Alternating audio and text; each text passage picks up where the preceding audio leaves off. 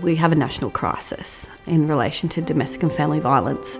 1 in 5 women, 1 in 20 men over the age of 15 have experienced domestic violence. That means every single one of us knows someone who is a victim.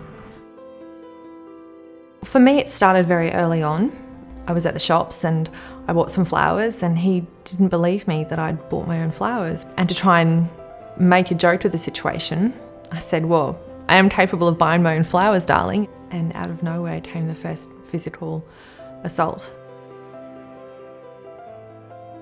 DV Connect is Queensland's largest hotline for women seeking refuge from domestic and family violence. We take about 98,000 phone calls annually from women seeking refuge. Last year we housed 3,300 women and children in refuges across Queensland.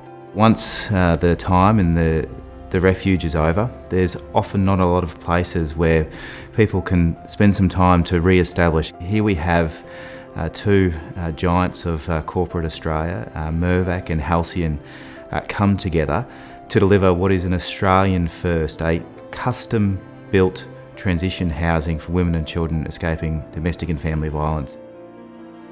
The idea was born one day at my local deli, reading the paper and having breakfast, and on the front page was an article about domestic violence and the fact that there had been no refuges built on the Gold Coast in particular for over 12 years. I was just very upset, I guess, that women were in these situations and had nowhere to go. And being involved in a company that builds houses, I thought possibly we could do something about it. One of Halcyon's values is treat others how you like to be treated yourself. And it was a wonderful opportunity to bring us together as an organisation and ultimately form that closer relationship with Mirvac. Being a White Ribbon accredited organisation, it was very easy for us to say yes and donate the land and work with Halcyon to build the house and to bring in all of our subcontractors and suppliers, 90 of them who've worked on this with us. So it was a real collaborative effort and a very easy thing to say yes to. They approached us and said, how do we build this? How do we build it right? You have to have people that have a really nuanced understanding of domestic and family violence doing this work. Because if you don't understand the risk that sits around domestic and family violence, you won't have the same outcomes. The women that are leaving these situations, they're 7 times more at risk of death, not just physical assault, of death. So it was very important to us that we accomplish 2 things, that the women do feel safe here, but also they feel a sense of normalcy. Well, the project is a normal looking house, but inside it's got 5 apartments, if you like, 2 1-bedders, 2 2-bedders and 1 3-bedder. But then there are communal areas inside the house as well. So it's quite a unique way of using the exterior of a house, but the interior is something that's really purpose built.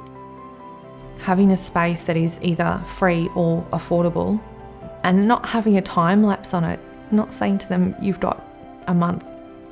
You've got unlimited time. You can't put a dollar value on it. You just can't. The amount of people that came on board that just wholeheartedly said, yes, we want to do something about this, was incredibly satisfying and rewarding. This will change the landscape of domestic and family violence in Queensland, this alone.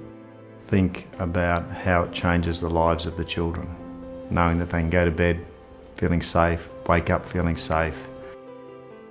Mirvac and Halcyon have shown people the way to engage with not-for-profits where there is a need. I would expect that members of all different size and located in all different regional locations across Queensland can really take on board what Mirvac and Halcyon have done here and apply it in their own context. Our purpose at Mirvac is to reimagine urban life, and within that ambition of reimagining urban life is a very strong commitment to sustainability in its broadest forms, both environmental and social. And I would tell you that Mirvac people, to a person, sign up for that. You would find anyone you would speak to at Mirvac would believe that we have a responsibility to be a force for good. This is going to be a game changer and really sets the standard for how corporate Australia, government and the community sector can work together to change lives. I cannot thank these individuals and these organisations enough for what they have done and for the example that they have set. You will be changing lives.